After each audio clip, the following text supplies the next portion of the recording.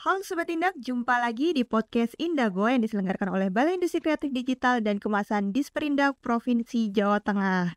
Seperti biasa, gimana kabarnya Sobat Indak? Semoga selalu dalam keadaan sehat dan bahagia ya.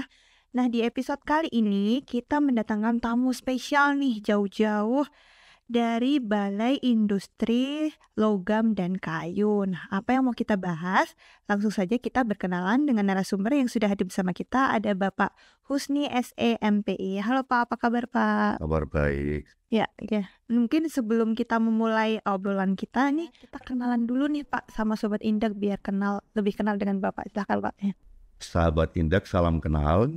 Nama saya Husni SMPI. Sudah 1-2 tahun ini saya dipercaya menjadi Kepala Balai Industri Logam dan Kayu Disperindak Provinsi Jawa Tengah.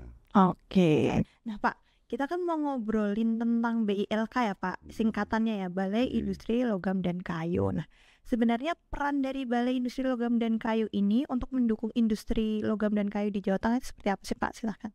Terima kasih. Jadi kita itu bekerja, ada dasar hukumnya. Iya. Itu kita mengikuti Peraturan Gubernur Nomor 33 Tahun 2018 tentang organisasi dan tata kerja unit pelaksana teknis Dinas Perindustrian dan Perdagangan Provinsi Jawa Tengah. Iya. Di sana itu secara ringkasnya kita melaksanakan pelayanan teknis operasional di bidang pelayanan keteknikan dan penerapan dan rekayasa. Nah, itu pekerjaan kita yang kita lakukan dengan banyak instalasi keteknisan. Gitu. Berarti di BILK sendiri tuh punya banyak instalasi ya Pak ya? Jadi kita punya instalasi logam di Semarang. Kebetulan kantornya sama dengan kita di daerah Bubaan, Lik Bubaan.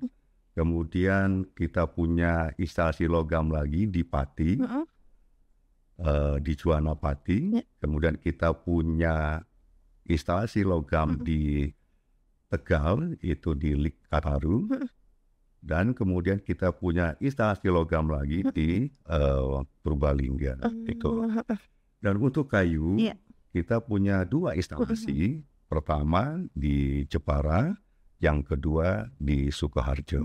Gitu. Jadi mendekatkan dengan konsumen juga ya. Mungkin Sobat Indak yang ingin memanfaatkan layanannya BILK bisa datang ke sekitarnya gitu ya Pak ya. Oke, untuk itu kita karena tadi sebagai tugasnya adalah melayani jasa keteknikan, maka kita itu mendekatkan diri dengan lingkungan industri. Iya, betul.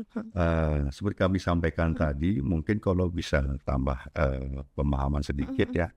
Instalasi industri logam yang di Semarang itu tepatnya di Jalan Industri Raya Barat nomor 1 Bugangan. Kita di sana ada berbagai macam jasa pelayanan teknis ya. Ada pabrikasi, ada pengerjaan sheet metal, ada pemesinan konvensional, juga ada CNC, rekayasa mesin teknik, dan pembuatan desain. Berarti ini jadi layanan unggulannya dari BILK sendiri ya Pak ya? Betul, benar sekali. Bahkan kita sudah banyak kerjasama dengan beberapa perusahaan besar. Dalam waktu kemarin saja kita sudah kerjasama dengan PT Viar. Kemudian kita sudah kerjasama dengan PT Pura di Kudus. Bahkan kita sekarang ini sudah mengarah kepada pelatihan vokasi. Oh gitu, bisa diceritakan lebih detail ya Pak? Kebetulan kita itu menjadi timnya Gubernur Jawa Tengah dalam vokasi di Jawa Tengah yang kebetulan diketuai oleh Bapak Sekda gitu.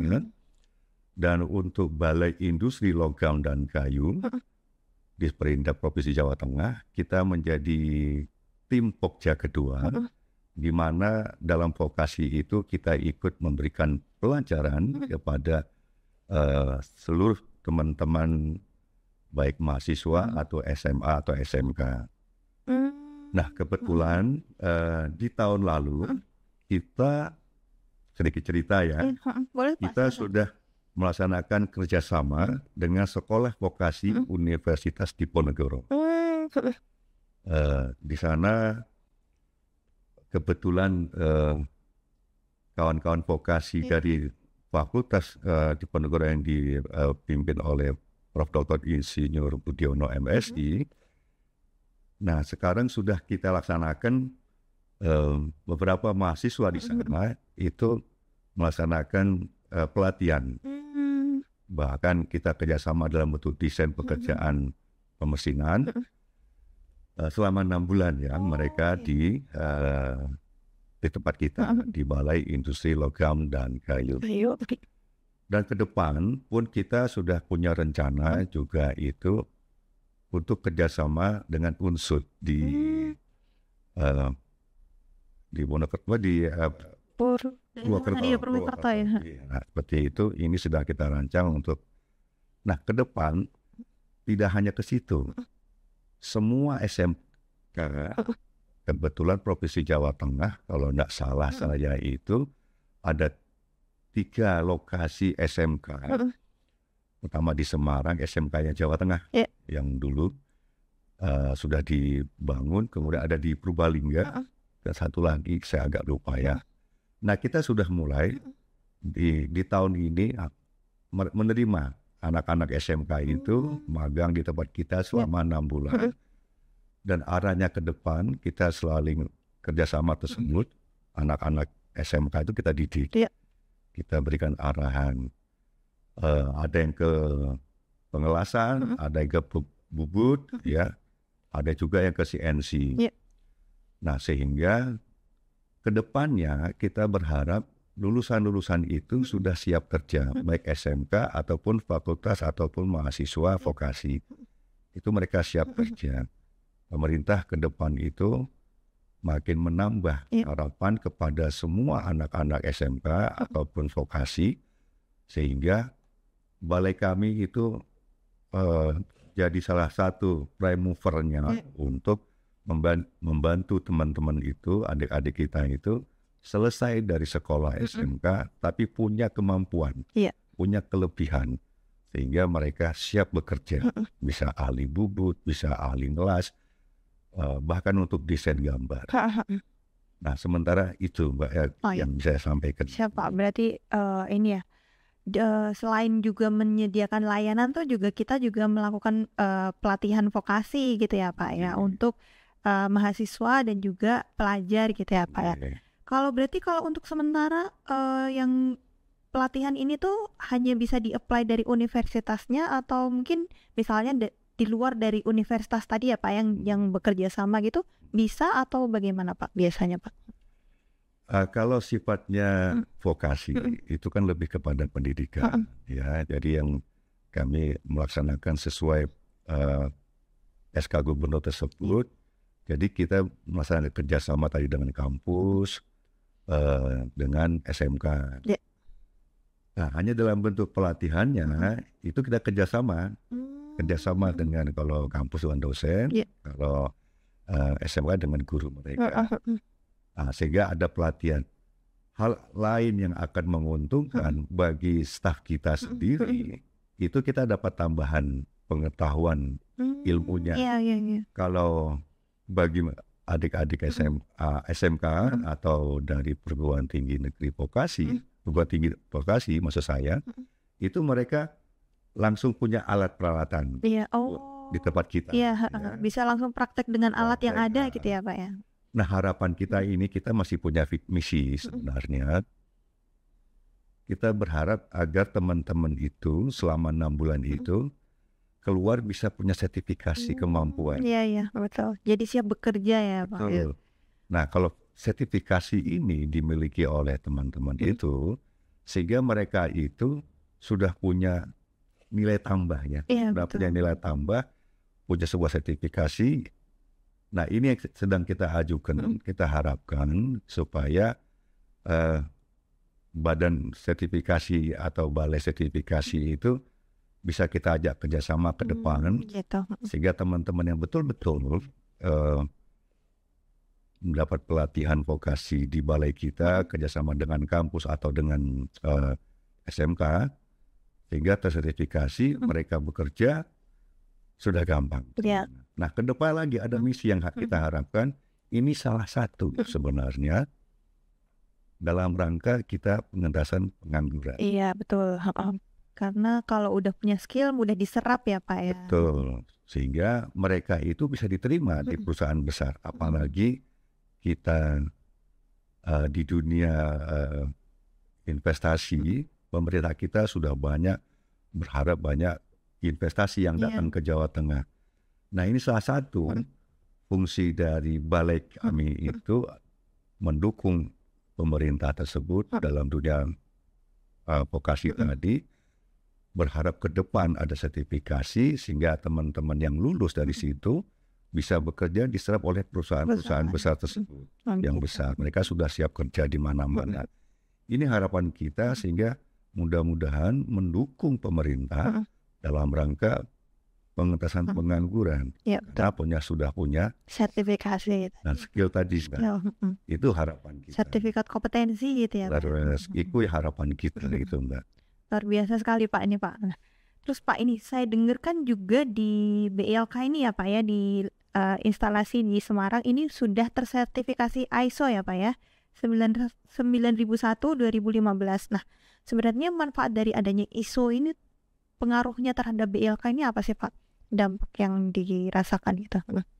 Oh, mengaten Mbak. Sertifikasi ISO 9001 tahun 2015 itu merupakan manajemen mutu layanan. Itu setiap pelayanan sekarang dimanapun harus punya standarisasi. Iya, betul. ISO. Nah, alhamdulillah di tempat kita itu sudah tersertifikasi. Karena kita akan memiliki semua unggulan. Standar ISO itu, nun sewu maaf, itu harus ada standar SDM yang sudah bersertifikasi pada bidangnya.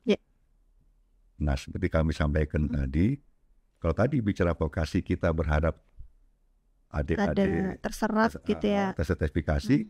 Kalau kita sudah menganggarkan setiap staf kita di bidang logam dan kayu, itu mereka sudah tersertifikasi keahlian baik ngelas, bubut, CNC, wire cut, molding, macam-macam, sehingga mereka sudah punya SDM yang bersertifikasi, punya kompetensi. Itu standar ISO. Kemudian kita sudah punya ruang produksi yang standar karena sudah bisa dilihat garis demarkasinya. Jadi kalau panjenengan lihat ke sebuah pabrik, itu ada standarisasi, baik lantainya, dindingnya. Nah, monggo sahabat Indah kalau pingin main-main ya Pak ya, ke tempat kita sudah punya warehouse-nya, ruangannya yang sudah merupakan standarisasi, betul-betul ada garis demarkasinya, garis mesin, garis orang jalan, garis saving keselamatan. Nah, itu kenapa harus punya standar ISO zaman sekarang? Itu untuk ruang produksinya. Dan sudah punya juga layanan publiknya di sana itu, layanan publik. Dan kebetulan layanan publik kita baik sega manual juga sudah ada sepanjang online. Gitu. Online ya. Misalnya kalau pelayanan sekarang ini antara customer datang yang kita layani jasa keteknikannya itu mereka sudah bisa online dan kita pun sudah ada program jemput bola.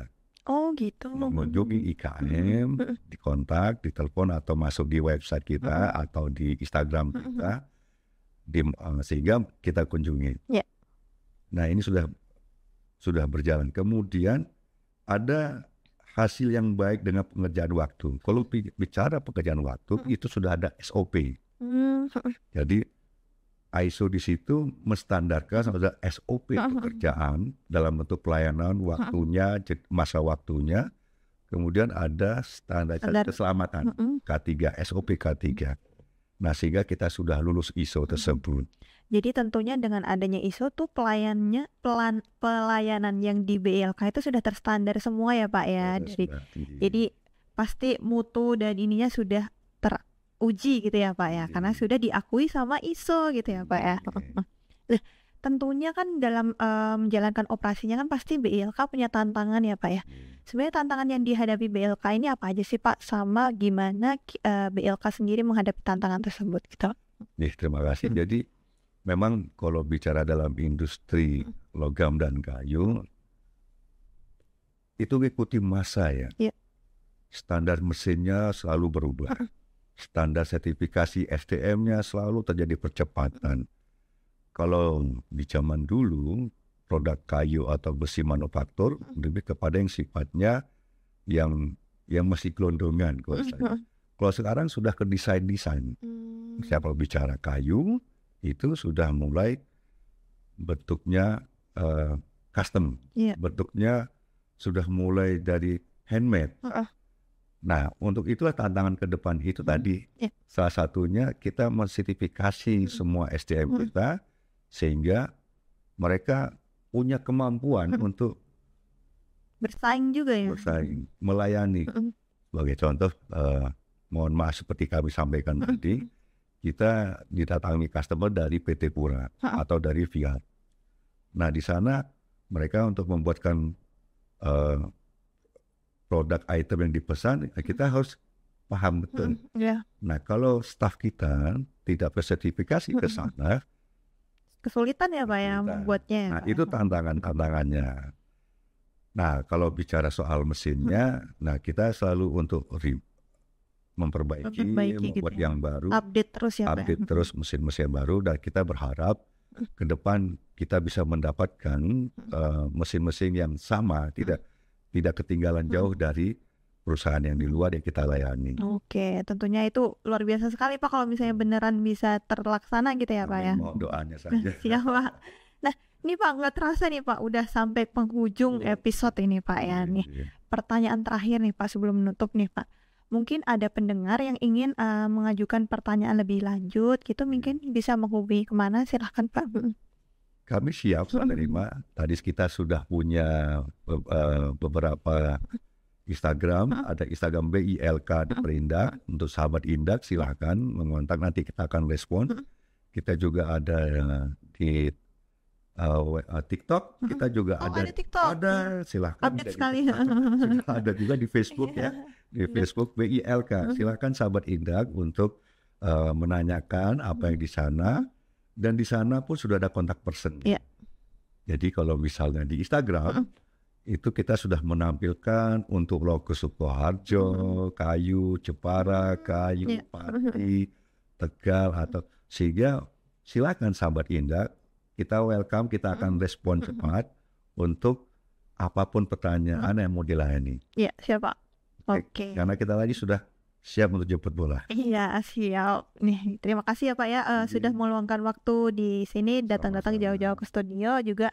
Terima kasih buat Sobat Indak sudah menonton sampai akhir episode ini. Jangan lupa buat like, subscribe, dan komen, dan juga aktifin lonceng Indago Jateng supaya bisa tahu ada info dan update menarik lainnya. Sekian, sampai jumpa.